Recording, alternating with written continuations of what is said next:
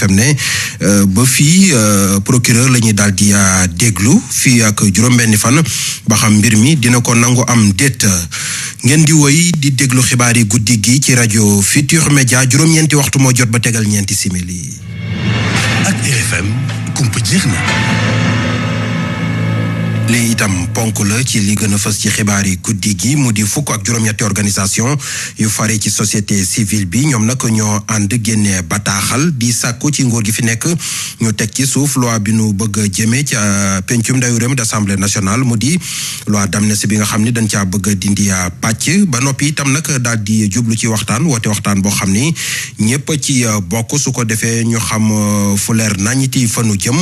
waaye itam terewul ñu ni ku fi defoon njombe moom yoon mën naa dal ci sa kaw Makumba Bey. fukki organisation ak juróom-ñett yooyu nga xam ne ci société civile la ñu bokk li ñu bëgg mooy ñu dindi loi bi nga xam ni moom la waa Pastef dugal ngir soppee ko loi amnistie bi bu ko defee ñu mën a toog waxtaane ko ndax nee nañu yëg nañu loo xamante ne nii ci biir réew mi dënn yi jóg na jóg goo xamante ne nii mën naa yàq jàmm ji ak dalug réew mi ñu bëgg nag waxtaan woowu nga xam ne ay concertation lay doon ñi ci war a bokk yépp bokk ci ba ñu mën a xam li ñuy def buñ ko defee lan lay jur ci wàllu yoon bëgg nañu waxtaan woowee bokk ci ñoom société civile bi kilifa diine yi ak ñi ngànk justice ak tamit député yi nga xam ni lépp ci seen loxo lay mujj ñoom ñu koy wote waaye li ñu bëgg mu leer naññ mooy ñoom fukk ak juróom-ñett yooyu gëmm ci loo xam ne dafay xewoon wala nga bàyyi ko mu sedd moom d'accorduñ ci ndax képp koo xamante ne nii yeggoon nañ ci saw yaram wala nga faatu ci wala nga ñàkk ci sa alal war nañ koo leeral ñu ni justice dafa war a dox ci yëf yi ak dëgg ñu ni itam ci lettre bi jëpp jëf joo xamante ne nii mën naa doon crime wala mu doon délit te loi d'amnistie bi faase woon ko war nañ koo àtte bam leer nañ ak ku ko mën a def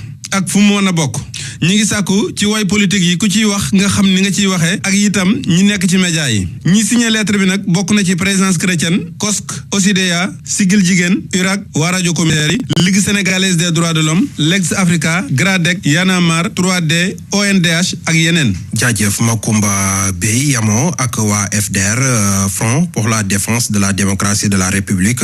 seen tukki bi ñu amal ci kilifa diine yi gannaaw bi ñu ko defalee ci bu génn Dakar noonu dellusiwaat ci Ndakaaru ngir nag dem ci kilifa diine yi fi fare gannaaw bi ca mosquée omarienne fa la ñu yëkkatee ay kàddu jébaane nan nguur gi fi nekk daal di ñaawlu seenu ko doxalin ki yore woon kàddu gi tey jii Ali Saleh Diop lay wuyoo membre la ci FDR ñu teewluy kàddoom. bokk na ci programme d'activité boobu ci biir koor gi ñu dem daal di seeti ñi nga xam ne ñooy kilifa diine gi nekk Sénégal moo xam diine l'islam ak jàngu fan yi yëpp dégg ngeen ne gis ngeen ñu demoon nañ Touba dem nañ Thiénaba dem nañ Ndiassane dem nañ Tivaouane dem nañ Kaolack fii tey suba ak léegi dem nañ ci jàngu bi dem nañ Cambérène tey ñu ngi fii pour rencontrer la famille omarienne sabab bi nag mooy wax kilifa diine yooyu ñan lañu doon mooy composante yi nga xam ne ñoo nekk tey ci front boobu gannaaw loolu wax leen li tax ñu jóg li ñu tax ñu jóg nag dafay di yàlla daf ñu boole ñu nekk ci kujje politique bi am ñaari seetlu nag loo xam ne seetlu nañ ko te tey booy cëggal guyu Sénégal loo xam ne tey Sénégal mooy taarixam loo xam ne tey Sénégal ku ko naw ci bitim réew moo tax nga naw muy lan muy démocratie mais également république ñaar yooyu nag dafa mel ne dafa sooxee attaque léegi te bokk na ci jën yi nga xam ne ñoom ñaar ñoo xam ne ñoo ŋànk Sénégal ba kenn ku nekk ci bitim réew ma ñoo na loola nag buñ ko càmbaree ñëw diisoo ci ñi nga xam ne am nañ pàcc ci ni réew mi doxe muy kilifa diine yi sunu wareef lan doon dox ñu wax ci leneen coow lu jib ba yëngal dënn yi gannaaw kàddu yoo xam si Badara Gadiaga yee nekk chroniqueur ca TFM wax na ko ci àjjuma bi ñu weesu ci ba nu fa dalalee député bi la di Amadou Ba merloo lool waa Pastef gannaaw ba ñu sàkk ci CNRA wax ci CNRA googee soogaa génnee bataaxal loole nag moo metti waa CDEPS ndax ne CNRA warul woon a nekk lu ni mel te itam nag yu mel ni yàgg naa am mu ni ca cell ci mille mbir yi itam sàkku na ñëpp ñu ànd ak ku ko dal ñoom ñi lay jiite patron de presse yi Amadou Sabax Ba. communiqué bu parti Pastef di ci ñaawlu yenn plateau télévision yi niñ ciy gisee wax ju tegginewul ji ba tax nañu woo ci waa CNRA ak CORED ci noonee CNRA moom àdduna ci benn communiqué de presse ci talaata ji ñu weesu foofee mooy artu ñi nga xam ne ñooy acteur des médias gannaaw yenn doxalin yoo xam ne ay chroniqueur ñi ngi koy amal ci plateau télévision yi waaye waa CDEPS tontu nañ li Mamadou Ibra Kane moom président ba ak ñamu àndal la ñuy ñaawlu mooy taxawaayu CNRA ci bile mbir ñu jàpp ne dañ ko wax defal mu def. xam ngeen ne fii Sénégal débat yi dañu demoon ba nekk violent mu am ay saaga de part et d'autre mu am ay diffamation te bu si ñu si dégg CNRA wax tey benn parti politique bu nga xam ne moo jiite réew mi def benn communiqué président CNRA daal di génne benn bataaxal bu nga xam ne dafa mel ni dogalu parti au pouvoir bi lay topp ba pare mel ni dafay menacer les médias. ñoom patron de presse yi nag li ñu bëgg mooy CNRA bi am indépendance am gu mat sëkk bañ a nangu ñu koy xupp. CNRA dafa war a nekk structure bu nga xam ne dafa war a nekk indépendante équidistant par rapport ak état bi ak par rapport aux médias. leneen loo xam ne CDEPS bëgg na ko mooy ñu installé collège bu CNRA bu yees bi nga xam ne tabb nañ leen ci 3 janvier bii ñu weesu. depuis bu ñu falee président CNRA ba léegi si yoon mënul liggéey parce que membre yi nga xam ne ñoo war a constituer le collège du CNRA kenn installé wu leen donc tey dafa am blocage te blocage boobu ñu ngi koy ñaawlu. coow li yëpp nag mi ngi tukkee ci ay kàddu yoo xam ne Badara Gadiaga yëkkati na ko moom mi ñu jàppee chroniqueur yëkkati woon ay kàddu yu xaw a ñagas jëmale ko ci député Amadou Ba ak élimaanu jëwriñu Ousmane Sonko ci émission jàkkaarloo bi am ci télévision Futurs Médias. jaajëf Amadou Sabax Bass lëf ci lu nu jànge ci conseil des ministres njiitu réew mi di président Diomaye Faye daal di wax élimaanu jëwriñu Ousmane Sonko su ko defee bu ñu duggee ci weeru avril bi mu daal di amal ab conseil interministériel boo xam si li koy tax a jóg moo di mbënd mi ak fegu gi waaye itam lu aju ci mbir yi nga xam si war nañ ko def ci terrain bi su ko defee nawet bi ñu dëgmal ñu def seen kéemtulaay kàttan ba lu aju ci ndoxu taw yooyee daal di wàññeeku bu baax. pour man RFM mooy rajo bi gën a jege askan wi. RFM rajo bi jaamu seen soxla. xibaar yi ci RFM. Njafat dëkk la bu nekkee ca Saalum foofe askan wa fay yeewoo la ñuy xultu moo di lu aju ca ndox ma dafa weex lool xorom loolu nag daal di laal bu baax a baax li lee di suuf sa ba ci gàncax ga fi mu toll nii nag ñu ngay ut ak ay pexe daal di cay lëkkaloo ak Caritas Sénégal Fatou Mbow. xorom bi am ci ndox bu nekk ci dëkku Kawinat di wéy di jaaxal nag autorité administrative bu commune bu Ndiafat situation bu ni mel nag day gàllankoor directement ci suuf si nga xamante ne la ñuy bayee tax ba mu daal di indi ab ndóol bu sukkandiku ci kàddu Abdoulaye Diop di sous-préfet bu arrondissement bu Ndiédiène. parce que nag Ndiafat dafa confronté wu à une salinisation très avancée su xorom si nga xam ne moom moo bëgg a gagné suñu suuf si ñi nga xam ne ñoo fa daan bay démb taw ndax xorom si activité d'agriculture. dëkk yi si mel ni Ndiafat séeréer Bil Kër Jara ak yeneen daal di gàllankoor ci situation bi du mel askan bi nag di dund ñàkkum ndox bu sell. Papa Demba Ndaw nag di premier adjoint au maire di xam ne dañoo war a gën a samp ay garab. am nañ problème mu ndox aussi ci lu ñuy naan parce que am nañ fi ay forage yoo xamante ni dañoo wexxat kenn mënu koo jëriñoo fi nga war a béy mënatoo faa béy donc day poser problème donc li koy compenser mooy ñu jiyaat jëmbataat garab réaction la boo xamante ni moo war a jóge ci ñun dem ci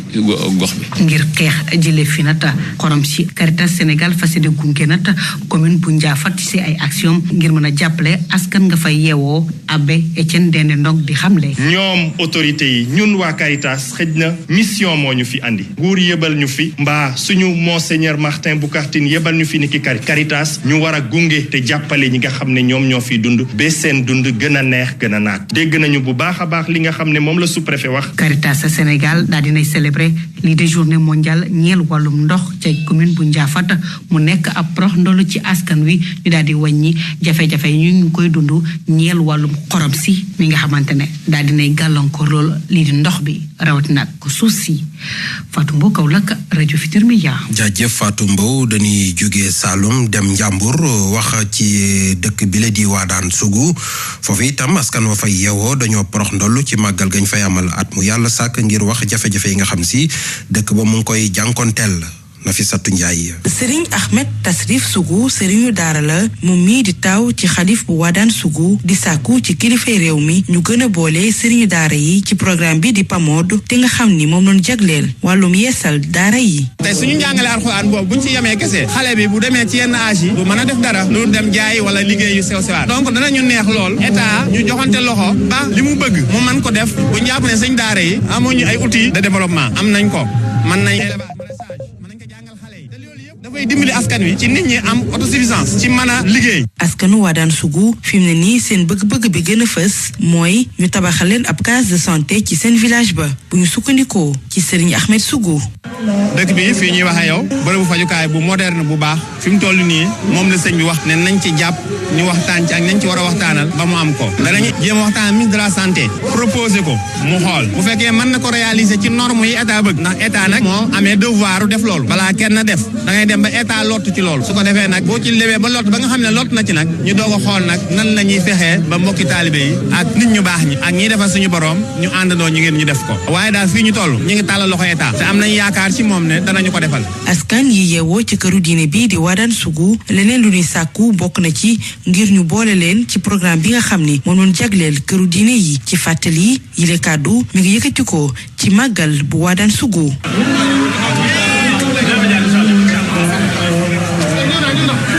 Nafissatou Ndiaye Wadane Sougou rajo Futur Media. jaajëf Nafissatou Ndiaye ñu jógee Njàmbur daanu ji ca Bawal wax ci dëkk bi la di Mbarasaan ca Njaareem la nekk foofe itam askan wa fa yeewoo ñi ngi yëglu ndax ne nag daanaka bokkatunu ci réew mi autoroute Ila Touba bi dogale leen ak seen dëkk ba tax ñu fay sàkko aw xàll bokk na itam ca la ñuy jàmbat ñu gën a bàyyi xel seen gox boobee ci lépp loo xam si yitteel na ab dëkk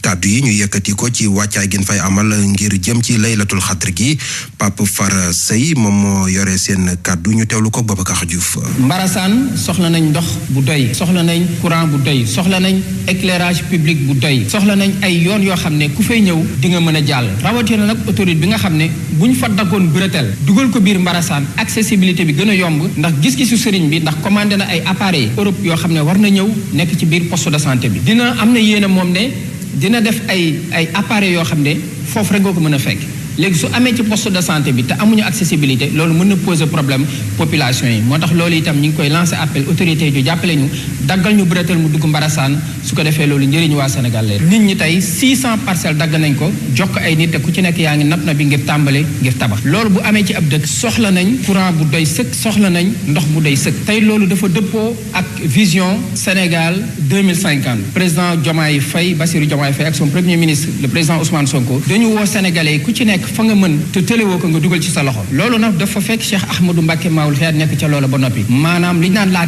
territorialisation liggéey bi nga xam ne les pôles territoires Cheikh Ahmadou Mbacké Maoul Xeer daf caa nekk di liggéey di bay di dundee waaye itam nekk sëriñ boo xam ne yemul rek ci ñaanal taalibe yi waaye daf leen di yar di leen gindi di leen utal ci studio bi Pape Malick Diaw maa ngi lay nuyu di la fay bu baax Serigne Saliou Seck ñu tàmbaleek ak football coupe de la ligue juróomeeli bëccëg bi ni ki tey la ñu ko doon woyal bokk na ci jongante yi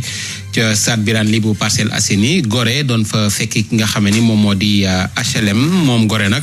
moo daal di jël ndam li benn bal ci dara ci noonu yi daal di qualifié ci li nga xam ne moom moo di huitième de finale coupe de la ligue yooyu muy mission accomplie ak boobi qualification bu ñu sukkandikoo ci Cheikh Ahmadou Ndiaye di seen entraîneur léegi nag li ci des moo di jeexal phase de poule yi ak benn jongante bi ci des ci noonu yi waajal bu baax a baax huitième de finale yi ñu teewlu ko ci micro Moustapha Fall. loolu dañ ciy sant yàlla bu baax a baax parce que je pense que ni match bii nii match bu amoon solo la quoi tant suñu côté comme tant waa HLM parce que ñoom ils étaient dos au but ñoom amoon nañ obligation pour gagner pour mën a ñëwaat ci course bi ñun tamit dañ bëggoon gagner pour teel a assurer suñu qualification de ce fait que match bi du doon match boo xam ne match bu yomb la quoi bi ñuy préparer match bi on avait benn plan boo xam ne bu leer la mooy lan HLM dafa soxla kon moom buy ñëw duñ ko xaar dañ koy jéem a jël ci kaw bu ko defee ñu teel a exploiter def pressing pour mën a exploiter transition offensive rapide yi góor si nag def nañ ko mais malheureusement ci transition offensive rapide yi ñu concrétiser opportunité yooyu noonu moom moo desoon quoi mental la ak solidarité parce que góos yi métti woon na torop waaw mais tamit bàyyiwuñu quoi kenn ku ci nekk ci ñoom mi ngi doon bay par partition ci mbir mi. lan mooy objectif HLM pour waaw mais terminer match de poule yi rek xam nga match à élimination directe moom dóor mu toog la quoi il faut nga préparer ko bu baax je pense que ni avec qualification bi dinañ ko mën a aborder sereinement quoi. ci seen boor ñoom waa HLM nag nga xamee ni ak di défaite kon duñu daal di bokk ci équipe yi wutali ji huitième de finale yi muy nag élimination bu jafe bu ñu sukkandikoo ci seen entraîneur di Mouhamed Dem mi ngi woon itam ci micro Moustapha Fall. lu doxul lu ñu gis mooy ànd comme gañewuñu ko bii di ñëw ñu war a recevoir Oslo donc dañ koy terminer en beauté rek bu ñëwee ñu xool lu ñuy gérer lu ci mënte am aussi nañ ko jéem a gagné rek am victoire boobu terminer noonu en beauté quoi. gannaaw coupe de la ligue boobu mënees nañu taxawandi itam ci li nga xamee ni moom moo di coupe d'Afrique des nations ci wàllum U20 yi fàttali ni Côte d'Ivoire moom moo waroon a dalal bi compétition 26 avril jëm 18 mai nga xamee ni nag ni ki mardi gi ci ab communiqué dañu daal di xam ne ni boobu organisation raxasu nañ ci ba set lii di gouvernement bi nag boobu décision la jël gannaaw ba nga xamee ni ay bis képp moo desoon ci tàmbalug boobu compétition CAFCON jamono ji li leen dese moo di ut réew boo xamee ni ci saa si war na mën a noppi dalal li nga xam ne moom moo di Coupe d'Afrique des Nations U20 Coupe d'Afrique U17 moom ci borom dina daal di am te léegi mu daal di tàmbali moo waral Sénégal niki tey ñu daal di publier 23 joueurs yi nga xam ne ñoom ñooy wutali ji Maroc défendre fa seen titre 30 mars ba 19 avril 2025 champion d'Afrique en titre yi ak wala bokk ñoom ñi di ndaw Pape Ibrahima Faye jamono ji benn détermination moo di am la ñu am moo di jëlaat li nga xam ne moom moo di boobu raaya ga ci liste bi nag mënees nañ ci seetlu yenn ci ay joueurs fës loolu ca club yi ci Sénégal di Génération Foot Jàmbaar Daaru Salaam ba ca Dakar Sacré-Cœur kon jamono ji ambition bi ñu am moo di dellu foofii ca Maroc ngir jël fa li nga xam ne moom moo di boobi Coupe d'Afrique des Nations défendre fa seen titre te boobi défense su titre nag mi ngi daal di tàmbali benn fan ci weeru avril ndax seen voisin bi di Gambie moom la ñuy njëkk a jonganteel ci boobi Coupe d'Afrique. xibaari ngoon gi sa baat day suufee guddi gi mu kawe lu ko waral. Café Touba gi. jaajëf Pape Malick. Le tour du web ci RFM. Mohamed Jodiop. dal leen jàmm. conclusion yu rapport Cour des comptes ba léegi ñuy wéy di ko waxtaanee tey ci alarba ji ci IGFM ci xëtam bu njëkk ki fi nekkoon ay jamono premier ministre di Abdoul Mbaye di ci addu lam xam ne nag moom mooy képp koo xam ne taq nga ci ñaawteef bi na yoon def liggéeyam na mu gën a méttee conseil des diffuseurs et éditeurs de presse du Sénégal ñu gën ko xamee ci CDEPS di addu ci communiqué bi nga xamee ne président bu Sénégal génne na ko moom nag la mu xam ne ci presse Afrique moom mooy yàgg nañ fay dégg ay ñaawteef ci espace public ñoom waa CDEPS di ko ñaawlu waaye nag li leen métti mooy ñu toog baatum ren ab parti politique joxoñ ne loolee dafa ñaaw CNRA di ci door a génne ab communiqué nekkul loo xam ne dinañ ko nangu te day mel ni ab bundu xataal boo xam ne moom lañ bëgg a andi ci li nga xamee ne moom mooy média yi ci Sénégal ab collectif organisation yu féete ci société civile jamono ji ñooy ñaawlu proposition de loi d'interprétation bu loi d'amnistie bi di addu ci ñëpp nag ñu jàmmarloog ñi nga xamee ne kon ñoom ñoo koy sooke muy mbir moo xam ne nemmeeku nañ ko ci xët yu yenn kaay yu bari yu nekk ci internet bi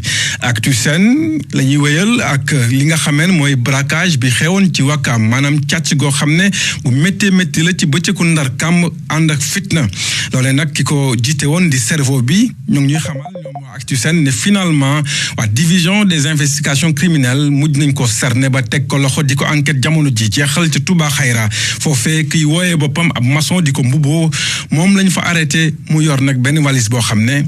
5 kilo yamba moom moo ci nekk